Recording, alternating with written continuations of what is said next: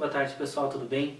Hoje eu quero trazer uma palavra para vocês, algo bem bacana, né? Algo que Deus ministrou no meu coração esses dias, que fala sobre a oração do Pai Nosso. Uma oração tão simples, que Deus falou ali em Mateus 6, mas que vem trazer para a gente uma expressão daquilo que era o entendimento que Jesus queria que nós tivéssemos a respeito de Deus, a respeito do que é ser filho de Deus, né? Então, Jesus, ele estava ali falando com seus discípulos, e ele então começa a orientar, né? A partir do versículo 7 ele fala assim: "E quando orardes, não useis de vãs repetições, como fazem os pagãos, pois imaginam que, devido ao seu muito falar, serão ouvidos." Ou seja, não é porque a gente fala e repete e pede sempre a mesma coisa que a gente vai ser ouvido. Mas é quando nós temos o entendimento de que nós somos filhos de Deus, de quando nós temos o entendimento de qual que é o nosso posicionamento, aquilo que Deus espera de nós. Por isso Jesus veio nos ensinar, porque não é simplesmente pelo falar que Deus vai te dar as coisas, mas é pelo compreender, é pelo entender de quem você é. Então ele fala ali no versículo 8, "Portanto, não vos assemelheis a eles, porque Deus, o vosso Pai, sabe tudo de que tendes necessidade, antes mesmo que vocês peçam." Ou seja, né, Deus já sabe tudo aquilo que a gente precisa. Quem é pai sabe tudo aquilo que o filho precisa. Antes mesmo do filho pedir, você já sabe o que ele vai precisar, de acordo com a idade dele, de acordo com aquilo que ele está fazendo. Se ele vai começar uma academia, você já vai providenciar um tênis para ele. Se ele vai fazer um piquenique com a escola, você já vai ter providenciado alimento para ele levar no piquenique. Enfim, tudo aquilo que teu filho vai fazer, aquilo que você já sabe qual será o próximo passo dele, você como pai já previamente deu isso ao seu filho, né? Já está planejado isso para o seu filho. A mesma coisa com a gente, né? Deus tem planejado coisas a nosso respeito. Deus tem trabalhado coisas ao nosso respeito. E muitas vezes a gente acaba pedindo sem ter a necessidade de pedir, porque Deus já sabe aquilo que Ele deve nos dar, aquilo que Ele vai nos fazer, sempre pensando que a gente esteja mais próximo dEle. Ali no versículo 9, em Mateus 6, ele começa: "Por essa razão vós orareis." E aí ele introduz a oração. "Pai nosso que estais no céu." E aí você vê que já no início ele nos traz a consciência de que nós somos filhos de Deus. Ele começa, quando você começar a orar, você precisa ter a consciência de que Deus é teu Pai. Por isso que ele fala: "Pai nosso que estais no céu, santificado seja o teu nome." Ou seja, ele está ali expressando a santidade de Deus, né? Santificado seja o nome de Deus, adorado seja o nome de Deus. Ou seja, você tem um Pai e você deve o adorar, você deve o referenciar, você deve amar a esse Pai que você tem. "Venha o teu reino, seja feita a tua vontade." No versículo 10 ele fala. Nós tendo a consciência de que nós somos filhos, de que nós o adoramos, nós devemos querer esse reino dele aqui na terra. Por isso que Jesus chamou o reino de Deus aqui para a terra, para que você pudesse entender que você também deve orar assim, pedindo que o reino de Deus esteja sobre a tua vida, não o reino dos homens, aquilo que os homens têm como princípios, como valores, mas o reino de Deus, né? Por isso que ele já fala: "Venha o teu reino, seja feita a tua vontade." Para que nós possamos viver a vontade de Deus, nós temos que se colocar debaixo do reinado de Deus. Nós temos que aceitar o reinado de Deus sobre a nossa vida. Hoje mesmo você pode viver o reino de Deus na sua vida. Hoje mesmo você pode usufruir de um rei, né, que cuida, que zela pelo seu povo, que ama, que se dedica, que deu o seu Filho único para nos amar. Então Deus nos traz a consciência, né, Jesus nos traz a consciência de que nós somos filhos de Deus, que nós precisamos entender que nós somos filhos, que nós devemos adorar o nosso Pai e que nós devemos pedir pelo reino de Deus aqui para a nossa terra. E que seja feita a vontade de Deus e não a nossa, porque Deus sabe que o homem é falho, que o coração do homem é pecaminoso, né? Deus fala: "Guarda o teu coração, porque deles precedem as saídas da vida." Ou seja, é do nosso coração que é formado as nossas vontades, os nossos desejos, os nossos impulsos errados. Então, Deus está falando aqui: "Seja feita a tua vontade, assim na terra como no céu." Ele quer dizer que nós devemos almejar a vontade de Deus aqui na terra. né? Nós devemos almejar esse reino que zela, que cuida, que nos ama, e que também a vontade dele é feita no céu, né? Então nós devemos orar com esse entendimento do reinado de Deus sobre a nossa vida. Dá-nos hoje o pão nosso de cada dia. Deus, né, Jesus, ele está nos ensinando que nós não nos devemos nos preocupar com o amanhã, se amanhã nós vamos ter ou se nós não vamos ter. Ele está nos mostrando que nós devemos viver um dia de cada vez. Claro, eu não estou dizendo que você não tem que se planejar, que você não tem que pensar no seu futuro, mas você tem que entender que o seu futuro está nas mãos de Deus, que o seu futuro é guardado e zelado pelo Pai que te criou. Mas, para que você possa viver esse cuidado e esse zelo, você precisa ser colocado debaixo do reinado de Deus. Você precisa aceitar o reino de Deus sobre a sua vida. E aceitar o reino de Deus é viver segundo os ensinamentos que Jesus nos deixou. No versículo 12 ele fala: perdoa-nos as nossas dívidas, né? Ou seja, todos nós temos dívidas com Deus. Todos nós erramos, todos nós pecamos. Mas ele fala, olha, peça perdão por aquilo. Por que ele fala para a gente pedir perdão? Né? Por que ele fala para a gente orar a Deus pedindo perdão? Porque quando você pede perdão, você reconhece o erro. E uma pessoa só tem uma forma de mudar e endireitar os caminhos dela. Quando ela reconhece que ela errou, quando ela reconhece que determinadas coisas são erradas. Enquanto a gente não reconhece, nós não temos como ter uma mudança de atitude. Deus nos perdoa, mas a nossa atitude continua a mesma. Por isso aqui Jesus fala, perdoa-nos as nossas dívidas, para que você possa ter o reconhecimento, né, do seu pecado, e você possa ser perdoado e ter uma mudança de comportamento. Assim como perdoamos aos nossos devedores. Você, entendendo que você erra, você também pode entender que as outras pessoas erram. Deus fala na palavra que a nossa luta não é contra a carne, mas a nossa luta é contra espíritos e potestades, né? Demônios que estão agindo sobre a vida das pessoas para que elas ajam de forma errada, né? Aquela pessoa que não se alimenta de Deus, ela está se alimentando da carne. Logo, se você se alimenta da carne, você tende a fazer coisas erradas. Então aqui Jesus está nos ensinando que nós devemos perdoar aqueles que nos chatearam, que nos magoaram, que erraram conosco. Porque nós também já erramos, nós também já ferimos pessoas, nós também já fizemos coisas erradas. E a partir do momento que você pede perdão, como que você também não vai dar perdão? Se você recebe perdão, logo você também deve perdoar. Ou a regra do perdão só vale para nós e para o outro não? Muito pelo contrário, nós devemos pedir perdão a Deus, mas também devemos perdoar. Porque se você deseja um benefício, o teu irmão também deseja um benefício. Porque no versículo 13, e não nos conduza à tentação, mas livra-nos do maligno.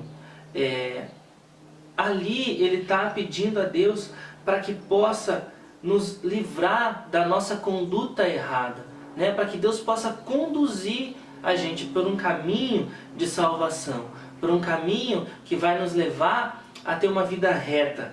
E pede para que Ele também nos livre do maligno, ou seja, você precisa entender que existem sim espíritos e potestades tentando contra a sua vida, tentando causar situações para que te afastem de Deus, para que te tragam culpa, para que te tragam o peso do pecado. Porque uma vez que você tem o peso do pecado, você perde a autoridade, você tem vergonha da autoridade que um dia Deus te concedeu. E isso faz com que você vá pecando e caindo cada vez mais.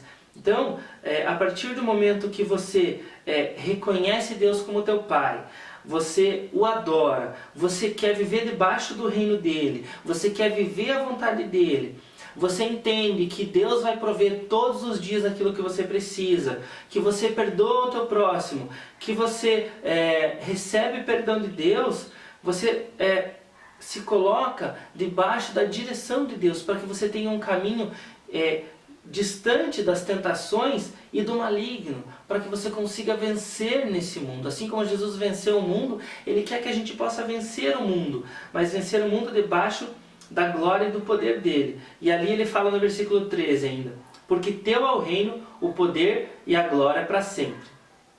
Ou seja, ali ele está reconhecendo que é de Deus esse reino, né? E nós podemos, quando nós reconhecemos o reino de Deus sobre a nossa vida, quando nós reconhecemos que a nossa vida está debaixo da vontade de Deus, nós também reconhecemos que Ele pode nos livrar do mau caminho, que Ele pode nos livrar da tentação, que Ele pode nos trazer refúgio, que Ele pode nos trazer o poder dEle, a força dEle, para que a gente então viva uma vida segundo a vontade de Deus. Amado, é muito importante que você possa orar segundo o entendimento que Jesus nos deu, né? Ali no versículo 14 ele fala: pois, se perdoardes aos homens as suas ofensas, assim também vosso Pai Celeste vos perdoará. Entretanto, se não perdoardes aos homens, tampouco vosso Pai vos perdoará as vossas ofensas. Olha que coisa séria. Jesus está falando que se nós queremos o perdão de Deus, nós devemos ser o primeiro a perdoar, nós devemos perdoar o nosso próximo, nós não devemos carregar mágoa. E isso é pagar o preço. Jesus nos perdoou, carregou os nossos pecados. Olha o peso que Ele carregou sobre Ele. Ele não veio perguntar quem estava certo ou quem estava errado. Simplesmente Ele nos ama. Ele veio nos dar o exemplo de como o Filho de Deus deve andar. E a partir do momento que Jesus nos traz o entendimento que nós somos filhos de Deus, né, a primeira coisa que Ele fala ali: Pai nosso que estás no céu.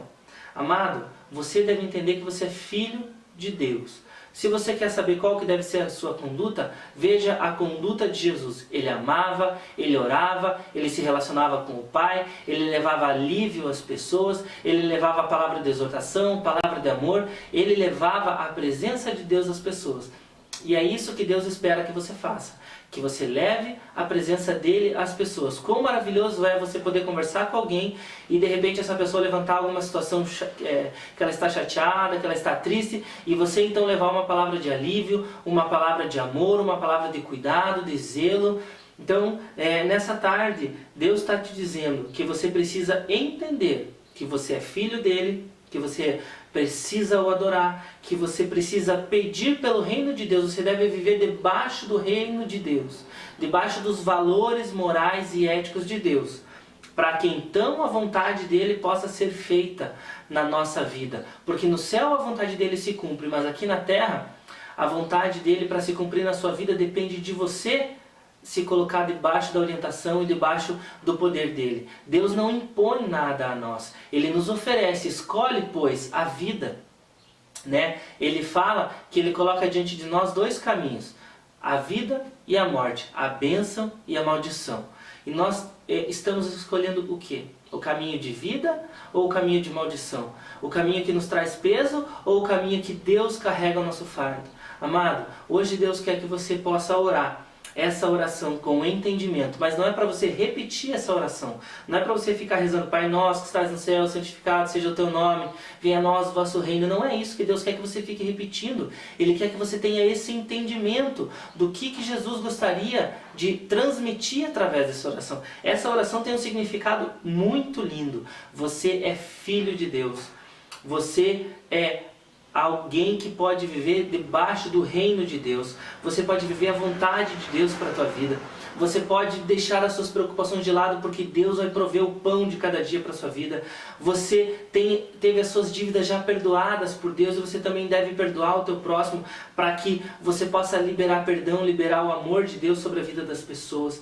Você pode viver um caminho sem a tentação, sem o maligno, né? Não estou dizendo que você não vai mais passar por tentação e nem mais por situações difíceis, mas você deve pedir a cada dia que Deus possa guardar os teus caminhos, porque você está reconhecendo a autoridade de Deus. A partir do momento que você entende que Ele é o teu Pai, você está debaixo do cuidado e do zelo dEle, Ele também pode livrar você dessas coisas do mundo.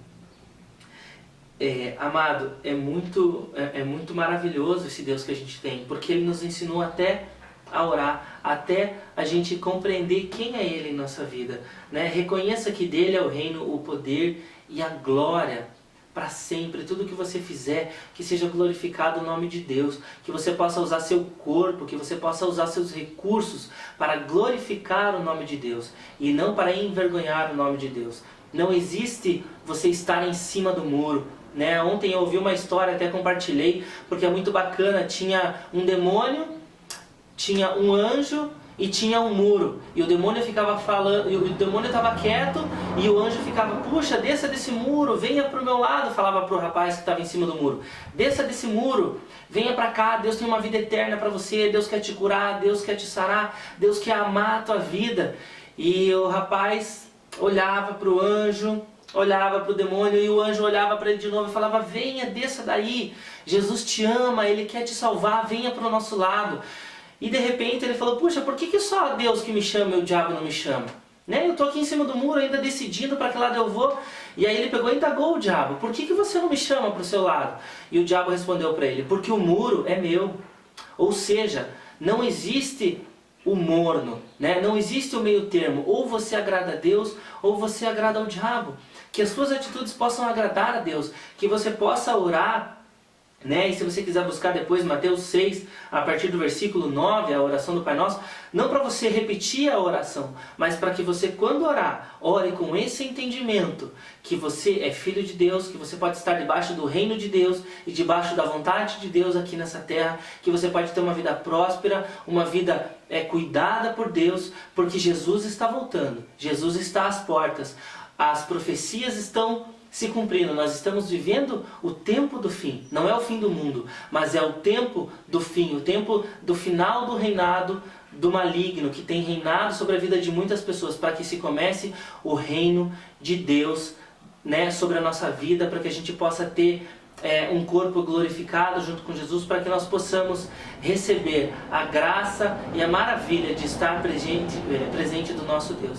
Então, amado, nesse dia eu quero que você comece a entender quem você é. Jesus, ele veio nos trazer esse entendimento de quem nós somos no mundo, para que você possa se portar segundo a palavra de Deus e você possa ser vida e possa ser luz em meio a tantas pessoas que têm se perdido nesse mundo, porque esse mundo tem nos cobrado coisas caras e coisas altas, mas Deus já pagou o preço. Então que você possa, a partir de hoje, entender quem você é no reino de Deus e possa ser luz na vida das pessoas. Em nome de Jesus, obrigado por assistir essa palavra curta, mas com um significado muito importante para nós. Em nome de Jesus, um abraço e até a próxima. Tchau, tchau.